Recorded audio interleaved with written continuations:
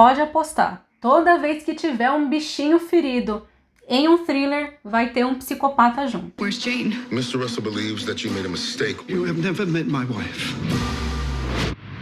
Infelizmente, A Mulher na Janela, a adaptação da Netflix, não conseguiu atingir as expectativas e está sendo massacrado pela crítica, eu inclusive, conforme vocês podem ver nos shorts. Mas, considerando que eu assisti o filme todo e li o livro, eu decidi fazer alguns comentários com spoilers, tanto do livro quanto do filme, inclusive para tirar algumas dúvidas, porque eu acho que o filme deixa muito ponto em aberto, ele é extremamente expositivo, então muita gente pode não ter entendido tudo. Mas vamos lá! O longa conta a história de uma mulher que tem agorafobia, que é um medo intenso e desproporcional de ficar em espaços abertos, ou de sair de casa, ou de permanecer em lugares onde ela não tem controle do ambiente, né, em que ela não conhece. O livro também deixa claro que a protagonista também tem alguns momentos em que ela tem ataques de pânico, que normalmente também acompanham quem tem agorafobia, mas são diagnósticos diferentes, ou seja, que é um pico de uma ansiedade tão intensa que a pessoa parece que vai infartar. Ela tem sintomas físicos, inclusive, e tem gente que vai parar no hospital, conforme a própria protagonista vai parar no livro. Em determinado momento, no livro também é mencionado que ela tem transtorno de estresse pós-traumático, mas isso fica apenas uma menção. O que aconteceu aqui é que, infelizmente, boa parte do livro se baseia nessas experiências subjetivas de uma pessoa que tem transtorno e que mistura os remédios psiquiátricos com álcool. Portanto, no momento que você tira esse elemento subjetivo, você fica apenas com um thriller no estilo Janela Indiscreta, só que sem a maestria e a direção do Alfred Hitchcock. Infelizmente, o longa da Netflix não conseguiu nem alcançar o nível Hitchcock de Janela Indiscreta e também não conseguiu traduzir esses sentimentos e traduzir todas essas questões internas da protagonista, assim como nós tivemos em A Garota no Trem, que, a meu ver, conseguiu traduzir isso muito bem. O filme aposta em diálogos e mais diálogos, em uma moça andando pela casa, mas ele não consegue mostrar o que é a prisão dela. Em Janela Indiscreta, você tem um protagonista que está com a perna quebrada, então ele está imobilizado na casa dele. Então a diversão desse protagonista é ficar olhando e bisbilhotando a vida dos vizinhos pela janela, né? Ele é um jornalista, ele é um fotógrafo, ele quer fazer isso. Aqui você tem uma pessoa que está vivendo uma prisão interna. A ferida da Ana é uma ferida que você não vê, mas que ela sente, e é uma ferida profunda. Conforme o filme e o longa vão passando, você descobre que, na verdade, todos esses sintomas que ela tem, ou esses transtornos, foram desencadeados por um evento traumático, que foi um acidente de carro em que ela estava na direção. Acidente este que foi causado após uma ligação do suposto amante dela ali, ter causado ali uma distração. Ela, infelizmente, derruba o carro de um desfiladeiro e fica ali dias cuidando da família dela, enquanto ela espera por ajuda, ela não tem sinal de telefone. No livro é bem mais dramático, para mim é bem mais intenso, você vê ela vai contando em partes toda a construção da tensão até o momento do acidente, e ali ele narra passo a passo como que foi o acidente, como que foi ela despertar e ver a filha e o marido desmaiados ali na neve com o carro virado. Ela tenta resgatar os dois e aí ela fica ali uns 2 ou 3 dias cuidando dos dois enquanto eles estão morrendo lentamente, enquanto ela tá sofrendo com as dores ali do acidente, até que finalmente chega uma ajuda. Então é tudo muito intenso, a forma como isso é construído é muito intenso, a forma como é narrado é muito intenso. Aqui no filme fica fraco, a revelação é feita com aquele monte de personagem lá na sala, assim como no livro, mas fica muito teatral, não tem emoção, você não sente que a protagonista vai desmaiar a qualquer momento. No livro, você parece que o mundo dela vai capotar, o mundo dela começa a girar, ela não quer ouvir da boca da detetive Norali que o marido e a filha estão mortos. Para mim, ficou claro já desde o início da história de que os dois tinham morrido, por isso que eles não estavam lá, mas realmente ali é o momento que o autor escolheu para deixar bem claro mesmo que as vozes que ela escuta são ou alucinações ou formas de lidar com a perda, ou a forma de não lidar com a perda, né, uma negação. No livro fica um pouco na dúvida, ela sempre quer tentar deixar bem claro para o psiquiatra dela que não é exatamente uma alucinação, sabe? Ela tem consciência de que aquela voz é uma forma, é um coping, né? É uma forma de lidar com essa perda. Inclusive, no livro, ela começa a apontar o dedo para todo mundo que tá na sala, inclusive ela acusa o David de ter sumido com a Kate, né? A Jane Russell 2, que ela achou que era a original, muito mais como uma forma de defesa. Ela não quer que as pessoas a enxerguem como uma pessoa que não está em plenas faculdades mentais. Ela começa a apontar o dedo e ela acusa o David. Ela tem algumas evidências, inclusive no livro, eles têm até um casinho ali no meio da história, e é nesse momento em que ele retorna o estilete para ela, sem avisá-la, então ela acha que ele tá guardando uma arma do crime na casa dela, é por isso que ele ficou com ela ali. Na verdade não foi ele, a gente sabe bem, né, no final a reviravolta a gente sabe que foi o Ethan que matou, mas ela acusa o David, mas eu acho muito mais como uma forma de proteção, para que ninguém fale que o marido e a filha dela estão mortos do que realmente porque ela tem todas as evidências ali. As evidências que ela tem são realmente muito fracas, mas é muito mais pra ela, é uma confirmação dela falar, não, eu não tô louca, eu vi isso. Por fim, a gente descobre então que foi o Ethan que matou a Kate, que é a mãe biológica dele. Tem uma pequena diferença no livro ele foi adotado pelos Russell. Aqui no filme dá a entender que ele é filho do Sr. Russell e que ele é que esse Sr. Russell é controlador, por isso que ele nunca viu a mãe biológica. No livro é mais intenso, ele faz questão de ressaltar que ela tinha problemas com drogas e que ele sofria abusos desde criança, até porque existe um intenso diálogo sobre transtorno de personalidade. O Ethan revela para Ana que ele foi diagnosticado com transtorno de personalidade antissocial, ou seja, o famoso psicopata, mas eu preciso fazer uma ressalva aqui. No livro, ele tem 17 anos, ele ainda não é maior de idade. E no filme, ele também não é maior de idade, tem 15 anos e meio, 16 anos. O transtorno da personalidade antissocial, psicopata, que eu saiba, ele só é diagnosticado depois de completada a maior idade.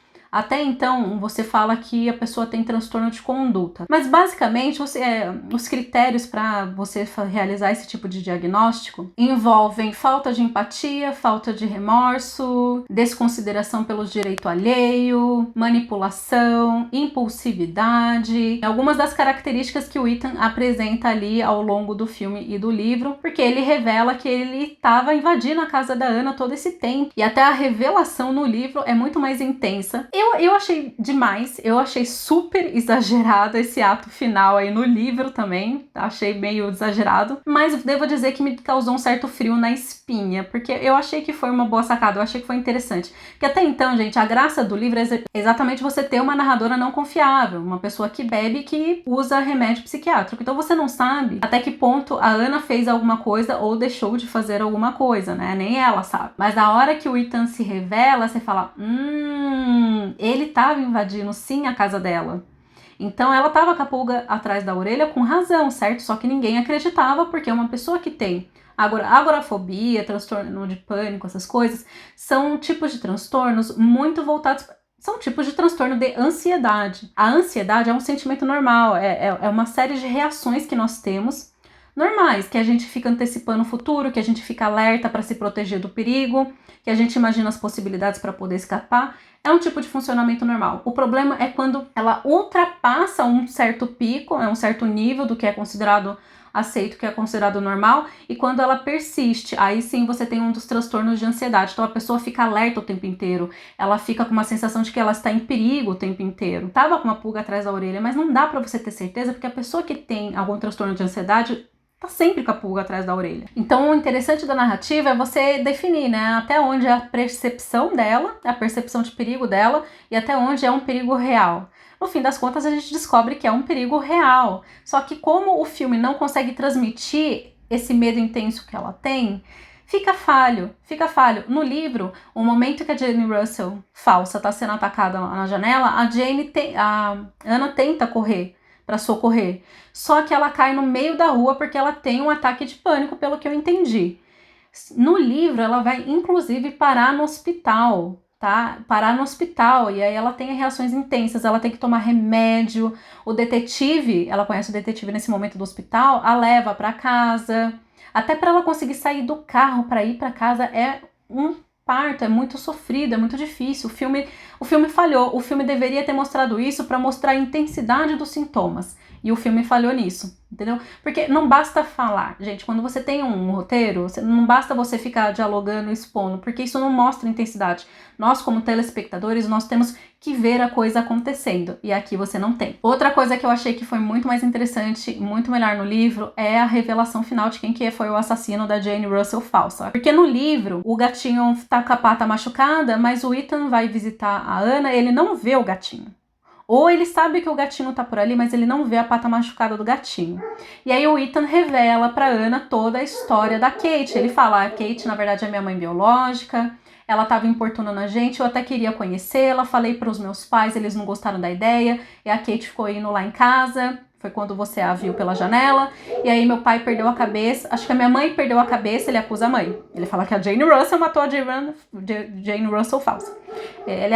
Minha mãe perdeu a cabeça e a matou. Nós enterramos o corpo lá não sei na onde. E aí a Ana fala, então você tem que falar com a polícia. Ele fala, tá bom, eu vou convencer meus pais a se entregarem. Não chama a polícia agora, eu vou convencer meus pais a se entregarem. Vou voltar pra casa e tal.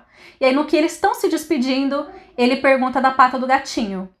E vai pra casa, volta pra casa dele, em tese, conversar com os pais. E a Ana vai dormir junto com o gatinho. E ela tá olhando a pata do gatinho, ela vê o gatinho. De repente aparece a voz da filha dela. E naquele momento ela já tava tentando ignorar as vozes do marido e da filha. Mas a voz da menina persistente ali falando, tem alguma coisa estranha. Tem alguma coisa errada. A pata do gatinho, a pata do gatinho. E aí de madrugada ela, como que ele sabe da pata do gatinho? E aí ele responde no escuro do quarto dela, ele responde. É porque eu tenho vindo aqui todas as noites. Fui eu que machuquei a pata do gatinho. Alguma coisa nesse esquema. Isso dá um arrepio na espinha. Eu vou dizer que pra mim foi um pouco exagerado esse ato final, essa reviravolta final. Pra mim o livro tava muito bom, só mostrando as experiências de uma pessoa com agorafobia. Pra mim podia ter acabado ali no menino indo falar com os pais se entregando, mas... Vamos, né? Já que tá na chuva, vamos se molhar lá com o thriller. E aí ele revela que foi ele que matou a Jane Russell falsa, a Kate, e que o pai tentou acobertar, mas que o pai já sabia das tendências dele, por isso que o pai foi lá na casa da Ana. Não era porque ele estava preocupado com o filho, mas porque ele estava preocupado com a segurança da Ana. O cara falhou em falar, né? Olha, Gary Oldman nesse papel, não entendi. E aí você tem um ato final da perseguição pela casa, e aí você tem um diálogo em que o Ethan revela um transtorno de personalidade, que ele disse que ele recebeu o diagnóstico, e aqui fica, né, o meu alerta de que menor de idade, né, menos de 18 anos, você fala que é transtorno de conduta. E depois que fez 18 anos, você fala que é transtorno da personalidade antissocial, mas que tem as mesmas características: manipulação, desconsideração do direito alheio, falta de empatia, falta de remorso, impulsividade, agressividade, tudo isso aí. Aí você tem a briga entre os dois. Não tem David nesse rolê todo. Eu não entendi por que colocaram David no filme. Não entendi mesmo. O David já tinha ido embora faz tempo, no dia que ela acusou, apontou o dedo na cara dele. Não sei por que no filme o cara decidiu voltar e ainda tentar ajudá-la ali. Não entendi. No livro ele já tinha ido embora. Fica só os dois. Ela tem que se virar sozinha. E a parte final do menino cair lá pela vidraça é a mesma coisa. O fim é bem irrealista, na minha opinião. Eu prefiro o livro também. No livro, ela tem até uma amiga que é fisioterapeuta que ajuda ela a começar a trabalhar dessensibilização sistemática para ela começar a sair de casa. Ou seja, ela vai começar a tentar sair de casa aos pouquinhos. E aí no livro você tem ela tomando essa decisão e indo lá tentar sair no quintal do jardim e só. No filme, nossa, ela já trocou de roupa, já virou outra pessoa, vendeu casa, tá se mudando. Não combinou muito, porque, mais uma vez, tirou o impacto visual e simbólico do tamanho da intensidade dos sintomas que ela tinha antes, que era o que fazia com que você desconfiasse se ela tinha visto o assassinato ou não. Então, realmente, assim, é um problema narrativo. O filme poderia ter aprendido muito com A Garota no Trem. Que você tem, é super parecido o tipo de história. Mas não conseguiu, não traduziu. Algumas coisas que ficaram em aberto. E aí eu vou falar aqui com base no que eu li no livro. A secretária do Sr. Russell, que pulou do prédio lá, ficou super jogado. Eu acho que o filme ficou muito picado. Ele não foca nas coisas que ele deveria focar, e aí ele te traz elementos sem depois não trazer nenhum desfecho. Não fica redondinho, fica muita ponta solta. No livro, o Ethan, ele se envolve com a esposa do patrão do Sr. Russell, e é por isso que eles mudam de cidade. Ele revela que ele gosta de mulheres mais velhas e que ele também gostava de ficar invadindo a casa da senhora lá, patroa do pai dele. E é justamente isso que acende o alerta no pai dele também, tá? A questão do e-mail, né? Quem tirou a foto da Ana e mandou por e-mail foi o Ethan também, porque era ele que estava invadindo a casa dela à noite. Só que no livro funciona um pouco diferente. No livro, a Ana costuma participar de fóruns de quem tem agorafobia e ela fica aconselhando as pessoas. Lá, ela conhece, em tese, uma idosa que não sabe mexer com a internet, não sabe criar senha de e-mail, e ela ensina essa senhora como criar uma senha de e-mail. Tadadã! Revelação final, a senhora na verdade era o Ethan se passando por uma senhora, e aí ele pega essas dicas da Ana pra invadir o computador dela. Ele entra na casa dela de noite, invade o computador dela, cria a conta de e-mail a partir do computador dela pra brincar com o psicológico dessa moça, pra ela ficar achando que foi ela mesma que criou no momento que ela não tava muito bem. Eu não sei se eu tô deixando alguma coisa pra trás. O coitado do David tava no lugar errado na hora errada, não tinha nada a ver o estilete, tá? O estilete ele pegou emprestado para fazer um serviço, depois foi lá, simplesmente devolveu, não avisou a Ana, porque eles foram lá, furufunfaram e ele esqueceu de avisar, mas ela ficou lá suspeitando dele, ele catou e foi embora. Ela tenta ligar para ele no final do livro para se desculpar por tudo, mas ele nunca nem atende e ele seguiu com a vida pelo que eu entendi.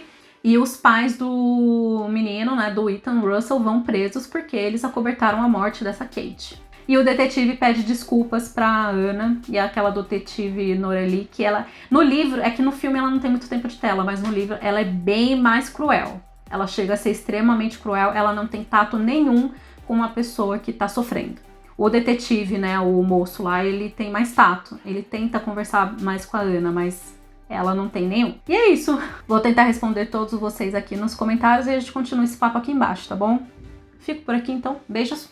Tchau.